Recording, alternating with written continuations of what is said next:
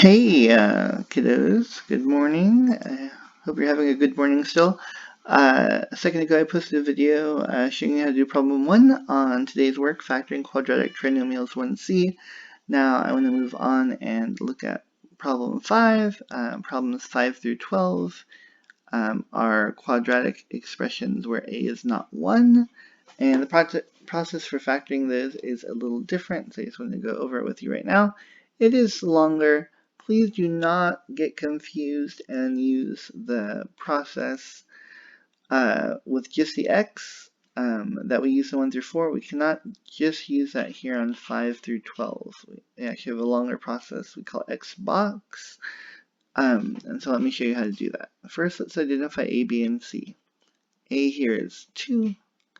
B is 7, and C is 3. I'm going to start with that. Now we are going to make the same kind of x that we made on problem 1. So I'm just going to have A times C at the top and B at the bottom. In this case, A times C is 2 times 3, which is 6. B is 7. So I do need to find those numbers. Two numbers that multiply to make 6 and add to make 7. So you want to keep in mind we want to look for factors of 6. So how can I make 6? I can make 6 with 2 times 3 or 6 times 1. And I want the one of those choices that adds up to 7. And hopefully it's clear that that is going to be 6 times 1. So let's just check. 6 times 1 is 6. 6 plus 1 is 7 on the bottom, and so that works. Now if A was 1, we'd be ready to write our answer, but A is not 1 here. So when A is not 1, we need to take another step, which is to write a generic rectangle, or just we call it a box.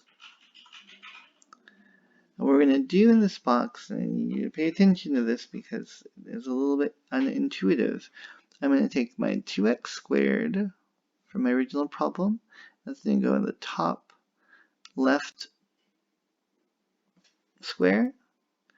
I'm going to take my C term 3. That's going to go on the bottom right. And then for the other two squares, I'm actually going to use the numbers I found.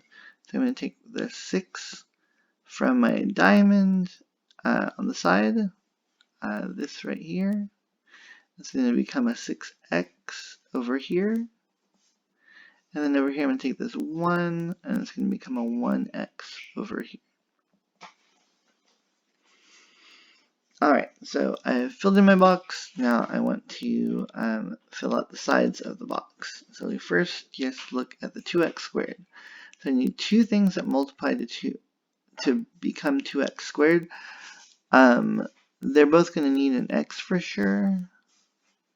That's going to give me my x squared. And then one of them is going to need a 2 in front. Now, if I were to put the 2 in front here, well, I'd be creating a problem for myself because to turn from 2x to 1x, I'm going to have to use a fraction. And I want to avoid that if I can.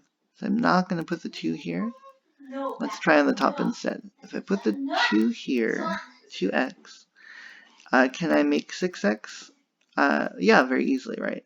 So I have the x. Now 2 times what is equal to 6? 2 times positive 3 is equal to 6, which means I'm going to want a positive 3 here. Now back to the x on the left, if I want to turn that x into a 1x, I'm going to multiply it by 1. And so that's it. So this is a process for factoring when a is not 1.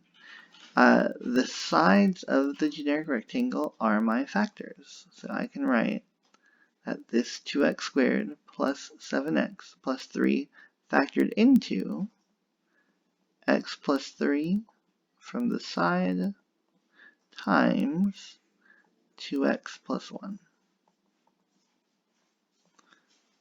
Now if you wanted to check that, what you would do is use FOIL or a generic rectangle to multiply, and if you were correct, you get back to where you started, but I'm not going to ask you to do that. It's not really that important.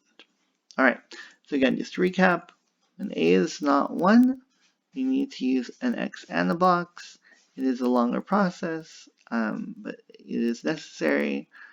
So this is how you're going to finish problem 6 through 12. Alrighty, thank you guys.